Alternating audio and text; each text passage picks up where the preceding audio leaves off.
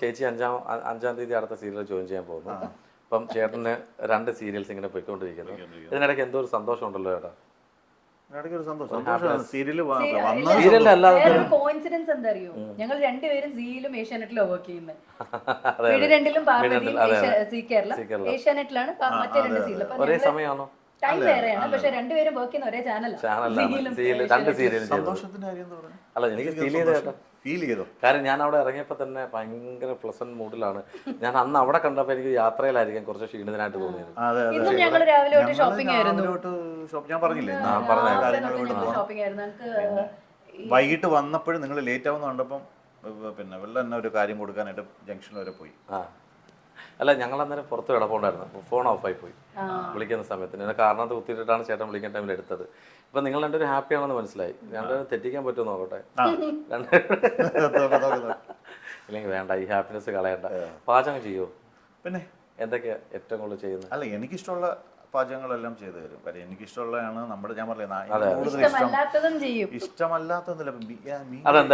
അതല്ല, മീൻകറി വെക്കാൻ ഭയങ്കര മടിയായിരുന്നു. മടിയെന്ന് വെച്ചാൽ ഇത് കട്ട് ചെയ്ത് വെക്കാൻ, അത് കട്ട് ചെയ്ത് കൊണ്ടുവന്ന് വെച്ച് തരും. ഇവിടെ എല്ലാവരുടെയും കോമൺ ചോയ്സ് ചിക്കനാണ്. അപ്പൊ എനിക്ക് ഫിഷിനോടാണ് കൂടുതൽ താല്പര്യം. മെയിൻ റീസൺ എന്ന് വെച്ച് കഴിഞ്ഞാൽ എന്റെ അമ്മ ഇവര് കൊല്ലമാണല്ലോ, അപ്പൊ ഫിഷ് ഇവരുടെ ഒരു ഭയങ്കര ഡെലിക്കസി. അതെ, ഇവർക്ക് അമ്മ വെക്കുന്ന മീൻകറി ഭയങ്കര ടേസ്റ്റാ. ഉള്ളത് പറയാലോ, ഭയങ്കര ടേസ്റ്റി ആയിട്ട് അമ്മ മീൻകറി വെക്കുന്നത്. ഒരുപാട് പേര് വെക്കുന്നൊക്കെ ഞാൻ കഴിച്ചിട്ടുണ്ട്, പക്ഷെ മീൻകറി അമ്മ വെക്കുന്നത് പോലെ ആരുടെയും അതിനടുത്ത് വന്നിട്ടില്ല. അപ്പം ഞാനൊരു കറി, എനിക്ക് തോന്നുന്ന മീൻകറി ഞാൻ വെക്കുമ്പോഴുടനെ അമ്മയുടെ കറി വെച്ചിട്ട് ഒരു കമ്പാരിസൺ നടക്കും. അതുകൊണ്ട് ഞാൻ പറഞ്ഞു, അതാ മേഡാമൊക്കെ വീട്ടിൽ പോയി എങ്ങനെ കഴിച്ചാൽ മതി, മീൻകറിന്ന് ഞാൻ പിന്മാറി. അത്രേ ഉള്ളൂ. എല്ലാം വെക്കും, ബീഫും ചിക്കനും മട്ടനും മീനും എല്ലാം വെക്കും.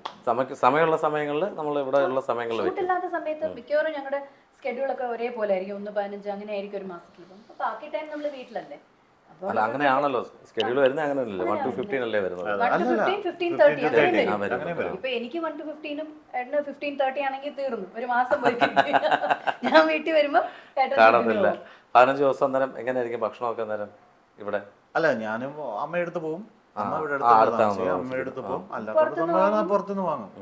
അല്ല, ഒരാള് ട്യൂഷൻ പോയി. ഞങ്ങൾക്ക് 2 ആൺകുട്ടികളാണ്. ഒരാള് പറഞ്ഞു PG കഴിഞ്ഞു. രണ്ടാമത്തെ ആള് അതല്ല, ഇങ്ങനെ പറഞ്ഞു ഉള്ള പ്രായം കുറഞ്ഞുകൊണ്ടിരിക്കുകയാണ്. അല്ല, ചേട്ടന് വയസ്സ് കുറവല്ലേ? അല്ല, ഞാൻ അങ്ങോട്ട് പറഞ്ഞതേ ഉള്ളൂ.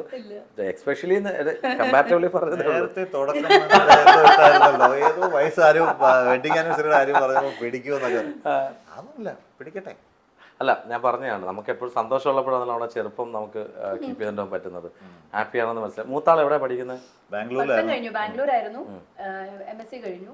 ഇപ്പൊ പ്ലേസ്മെന്റിന് വേണ്ടി വെയിറ്റ് ചെയ്യുന്നു. ഒരു ഇന്റർവ്യൂ ഇപ്പൊ ഉടനെ ഉണ്ട്. ചെറിയ ആള് 10th സെന്റ് തോമസിൽ ട്യൂഷൻ പഠിക്കുന്ന ആളല്ലേ? ഇടയ്ക്കൊരു കാര്യം ചോദിക്കട്ടെ, സ്പെക്സ് സ്ഥിരം വെക്കാറുണ്ടായിരുന്നോ? ഇതോ ഈ പാട് ഞാൻ കുഞ്ഞിലെ എല്ലാരും ചോദിക്കും സ്പെക്സിന്റെ പാടാണ്. ഇവിടെ ഉണ്ടല്ലേ? ഇതെല്ലാം ആക്സിഡന്റ് അല്ലേ? ചെറിയ ആക്സിഡന്റ്സ് ചെറുപ്പത്തില്. സൈക്കിൾ ഓട്ടുമ്പോഴൊക്കെയായിരുന്നോ? ഇതിനൊക്കെ രസം. ഇതൊന്നും ഞാൻ ഓടിച്ചു പോയി വീണതല്ല, കൊണ്ട് മറിച്ചിട്ട്. ഞാൻ പാസഞ്ചർ ആയിരുന്നു എല്ലാത്തിലും. ഈ ഡ്രൈവിംഗ് എങ്ങനെയുണ്ട്?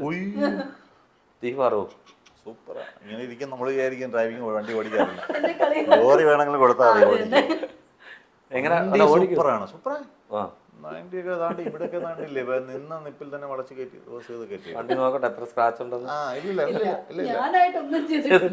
ഇല്ല അതൊക്കെ ഓക്കെയാ. ഏതാ വണ്ടിയൊക്കെ ഉള്ളത്? സാൻഡ്രോ ഉണ്ട്, പിന്നെ കൊറോല ഉണ്ട്. ചേച്ചി സാൻഡ്രോ ചെറിയ വണ്ടിയല്ലേ? അതിലാണോ ലൊക്കേഷനിലൊക്കെ പോകുന്നത്? അല്ല, ഞാൻ ലൊക്കേഷനിൽ പിക്കപ്പ് ആണ്. ഒരുപാട് ലേറ്റ് ആവും. എപ്പോഴും തീരുമ്പോ 9:30, 9:45, 10 അടുപ്പിച്ചോ. പിന്നെ ആ കഴക്കൂട്ടത്ത് നിന്ന് ഇവിടം വരെ രാത്രി ഡ്രൈവ് ചെയ്യാനുള്ള നമുക്ക് സൗകര്യം. നമുക്ക് ചേട്ടൻ എങ്ങനെ? ചേട്ടൻ അല്ല, ഞാൻ വണ്ടിയിലങ്ങ് പോകും. നമ്മുടെ ഷൂട്ടിംഗ് കഴിഞ്ഞാൽ അപ്പൊ തന്നെ വരാം. മറ്റേതിന് വെയിറ്റ് ചെയ്യേണ്ടി വരും. നമ്മൾ കുറെ സമയം വെയിറ്റ് ചെയ്യേണ്ടി വരും അല്ലേ? വെയിറ്റ് ചെയ്യേണ്ട ആവശ്യമൊന്നുമില്ല. തീരുന്നത് 10 മണിക്കാണ് ഷൂട്ട്. പിന്നെ വെയിറ്റിംഗ് ഒന്നുമില്ല. ചേട്ടാ, നമ്മൾ അന്ന് പറഞ്ഞ പോലെ തന്നെ ഈ മഹേഷേട്ടൻ്റെ ഒരു കാര്യം ഞാൻ പറയും. ഇൻഷൂട്ട് ചെയ്ത് മറ്റേ രാജ്ദൂത് വണ്ടിയിലൊക്കെ പോകുന്ന യമഹ RX-ിലൊക്കെ പോകുന്ന ഒരു കാലഘട്ടം ഉണ്ടായിരുന്നു സിനിമ. ചേച്ചിയുടെ അതേ ആ കാലഘട്ടം തന്നെ അഭിനയിക്കുന്നത്. ജഗദീഷ് ചേട്ടനൊക്കെ ടീഷർട്ടും ജീൻസും ഒക്കെ ഇൻഷൂട്ട് ചെയ്ത ആ സമയത്തും ചേട്ടൻ ഞാൻ പറഞ്ഞില്ല ഇൻഷർട്ട് ചെയ്ത് വന്നായിരുന്നെങ്കിൽ ആ സമയങ്ങളിൽ അവരോടൊപ്പം ജോയിൻ ചെയ്തായിരുന്നെങ്കിൽ ഉണ്ടായിരുന്നു. പക്ഷെ കൂടുതൽ അധിക സിനിമകൾ ഉണ്ടായിരുന്നെങ്കിൽ ഇപ്പോ ഈ ഒരു ഇപ്പൊ 2024 ആകുമ്പോൾ കുറെ അധികം സിനിമകളിൽ കുറെ നല്ല നെഗറ്റീവ് റോൾസ്, വില്ലൻ റോൾസ് ചെയ്യാനുള്ളൊരു ഭാഗ്യം ഉണ്ടായിരുന്നല്ലേ. അതെ, ഞാൻ നേരത്തെ പറഞ്ഞൊരു ഭാഗ്യത്തിന്റെ കാര്യമില്ല. അതെ അതെ അതെ. ഏറ്റവും വലിയ വിഷമം എനിക്ക് എന്താണെന്നറിയോ, അച്ഛൻ സിനിമ പ്രൊഡ്യൂസ് ചെയ്തു. അപ്പൊ ഞാൻ പറഞ്ഞു ഏതായാലും അച്ഛൻ പ്രൊഡ്യൂസ് ചെയ്തു, എന്നാ പിന്നെ മോനെ ഹീറോ ആക്കി ഒരു ലവ് സ്റ്റോറി എടുത്തുകൂടെ. അതെ അതെ തീർച്ചയായിട്ടും. അച്ഛൻ വല്ലവർ അല്ല അന്ന് എന്നെ അറിയത്തില്ല. അതെല്ലാം കഴിഞ്ഞാ ഞങ്ങള് കാണും. അത് വിധി ഇങ്ങനെ എടുക്കണ്ടെന്നോ സീരിയലിൽ എടുക്കണമെന്നോ ഞങ്ങൾ കണ്ടുമുട്ടുന്നത് 97-ലാണ്. ഈ മൂവി എടുക്കുന്നത് 94, 95 ആ കാലഘട്ടമാണ്. അപ്പം അന്ന് ഞാൻ പറയുന്നു അച്ഛൻ അന്ന് ഏതായാലും സിനിമ എടുത്തു, എന്നാ പിന്നെ ഏട്ടനെ വെച്ചൊരു ഹീറോ ആക്കി ലവ് സ്റ്റോറി സിനിമകളുണ്ടായിരുന്നു. ഹീറോ ആയിരുന്നു എന്നുള്ളൊരു ആ ഒരു നെയിം ബോർഡ് അല്ലെങ്കിൽ ബ്രാൻഡ് നെയിം വന്നേനെ. മലയാള സിനിമയുടെ ചരിത്രം എടുക്കുമ്പോൾ നായകന്മാരുടെ ലിസ്റ്റിൽ ഒരു പേര് വന്നു. നേരത്തെ പറഞ്ഞില്ലേ മറ്റേ മഹേഷ് ചേട്ടനും ബൈജു ഇവരൊക്കെ വന്ന് ഇൻസേർട്ട് ഒക്കെ ചെയ്ത് ഒരുപാട് പടങ്ങൾ ചെയ്യും. അപ്പോഴും നമ്മള് അയ്യോ അതിനകത്ത് ഒരാള് ഞാനായിരുന്നെങ്കിൽ നമ്മള്. പക്ഷെ എവിടെയൊക്കെയോ മഹേഷ് ചേട്ടന്റെ ഒരു ചായയും അതുപോലൊക്കെ ഉള്ളൊരു ഫീല് വരുന്നുണ്ട്. ഒരുപാട് പേരുടെ സിമിലാരിറ്റി പറയാറുണ്ട്. ഞാൻ ചോദിക്കാൻ പോയതാണ്, അന്നും ചോദിക്കാൻ പോയതാണ്, ചേട്ടാ അങ്ങനെയൊക്കെ ഉള്ള സിനിമകളിൽ ഉണ്ടായിരുന്നു ഈ കൊക്കരക്കോ അല്ലെങ്കിൽ പിന്നെ ഇൻ ഹരിഹർ നഗർ അങ്ങനെയൊക്കെയുള്ള സിനിമകളിൽ ഉണ്ടായിരുന്നു. പക്ഷെ ഇൻ ഹരിഹർ നഗറിൽ ജഗദീഷ് ചേട്ടൻ അല്ലെങ്കിൽ അശോകേട്ടൻ്റെ ഒരു സീന് ചേട്ടന് കിട്ടിയായിരുന്നെങ്കിൽ അതെങ്ങനെ ഒരു പൊലിപ്പിക്കുമായിരുന്നു ചേട്ടാ? അതിനേക്കാളും കുറച്ച് ചെയ്യാൻ പറ്റുമായിരുന്നു? അതോ പുള്ളിയുടെ രീതി നമുക്ക് ഓരോ രീതിയുണ്ട് ചെയ്യുന്നുണ്ട്. പക്ഷെ എങ്കിൽ പോലും നമ്മൾ കൈനിട്ട് കുറെ അഭിനയം ഉണ്ടല്ലോ, അത് കൈനിട്ട് ചെയ്യാൻ പറ്റുമല്ലോ. കിട്ടിയിരുന്നെങ്കിൽ ആഗ്രഹിച്ചിട്ടുണ്ടോ? അതൊന്നും പറയാൻ പറ്റത്തില്ല. ആ സമയത്ത് എന്താ നമുക്ക് തോന്നുന്നു. അല്ല ആഗ്രഹിച്ച ഏതെങ്കിലും ഇഷ്ടംപോലെ നമ്മള് ഞാൻ ഈ തലസ്ഥാനത്തില് ബൈജു ചെയ്ത വേഷമില്ലേ, ഏറ്റവും നന്നായിട്ട് ചെയ്യാൻ പറ്റുന്ന ഭയങ്കര സെന്റിമെന്റൽ ആയിട്ടുള്ള ഈ നല്ല ചേട്ടനായിട്ട് ഭയങ്കര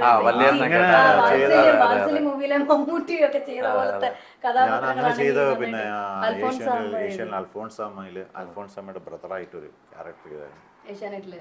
എനിക്ക് സെന്റിമെന്റ്സ് ഭയങ്കരമായിട്ട് കരയാനൊക്കെ കണ്ണെപ്പോഴും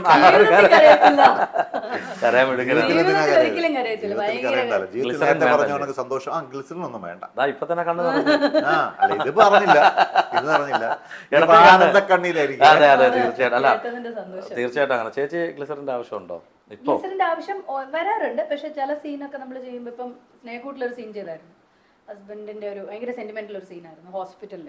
ആ സീനിൽ പക്ഷെ ഗ്ലിസറിന് ഇല്ലാതെ തന്നെ ബേബിയെ നമ്മൾ റിലേറ്റ് ചെയ്യുന്നുണ്ടായിരിക്കും. നമ്മുടെ അച്ഛനൊക്കെ മരിച്ച ഒരു സാഹചര്യം നമുക്ക് ഇങ്ങനെ ഓർമ്മ വരുമല്ലോ, അപ്പൊ തന്നെ കണ്ണു നിറയും. അറിഞ്ഞോണ്ട് അഭിനയിക്കുന്നത് തന്നെ അല്ല, അത് എന്താണെന്നറിയോ, നമ്മള് ഈ സീൻ വായിച്ചു തരുമ്പോൾ തന്നെ നമുക്ക് ചില സീൻ കയറി ഡയലോഗ് കയറി കൊള്ളുമ്പോൾ നമ്മൾ ഓട്ടോമാറ്റിക്കലി നമുക്കത് ഫീൽ ആവും. മനുഷ്യനാണ് ചില ഡയറക്ടേഴ്സ് വായിച്ചു തരുന്ന സീൻ വായിച്ചു തരുന്ന രീതി ഉണ്ടല്ലോ, അത് കേൾക്കുമ്പോൾ തന്നെ നമ്മളിങ്ങനെ അത് മനസ്സിലിങ്ങനെ കാണുമ്പോൾ തന്നെ നമ്മുടെ ലൈഫിൽ നടന്ന ഒരു കാര്യമായിട്ട് അത് റിലേറ്റ് ചെയ്യും പെട്ടെന്ന്. അപ്പം നമുക്ക് രണ്ടുപേർക്ക് അങ്ങനെയുള്ള സാഹചര്യം ലൈഫിൽ കടന്നു പോയത് കൊണ്ട് നമുക്ക് പെട്ടെന്ന് അതുമായിട്ട് അത് സ്ട്രൈക്ക് ചെയ്യും. ഞാനിപ്പം ചെയ്യുന്ന സീനിലും മിഡിരണ്ടിലും അതിനകത്ത് ഈ ഭയങ്കര ഇഷ്ടമാണ് മോളെ, മോക്കും അതുപോലെ അച്ഛനെ ഭയങ്കര ഇഷ്ടമുള്ള ഒരു ക്യാരക്ടറാണ്. അപ്പോൾ ഈ മോളുടെ പെട്ടെന്നൊരു അവസ്ഥയിൽ മോളുടെ കാല് മുറിച്ച് കളയണം, കല്യാണം നടക്കത്തില്ലെന്നൊക്കെ പറയുന്ന കുറേ സീക്വൻസ് പോയി. അതിൽ ഇങ്ങനെ മോളെ കാണുമ്പം തന്നെ കരഞ്ഞു പോവും. ആ ഡയലോഗ്സും ഇങ്ങനെ പറയുമ്പോഴും എടുത്തുകൊണ്ട് പോയി കിടത്തുമ്പോഴും ഒക്കെ അങ്ങനെയുള്ള സീക്വൻസ് ആകുമ്പോൾ നമ്മളത് ഗ്ലിസറിന്റെ ആവശ്യമൊന്നും വേണ്ടി വരുന്നില്ല, നമുക്ക് ആ ഫീൽ ചെയ്തങ്ങ് വരും. അല്ലെങ്കിലും ഭയങ്കര സെൻസിറ്റീവ് ആയിട്ടുള്ള ആളുകൾക്ക് ഇങ്ങനെയുള്ള സീൻ ചെയ്യുമ്പോഴേ പെട്ടെന്ന് കരച്ചിൽ വരും.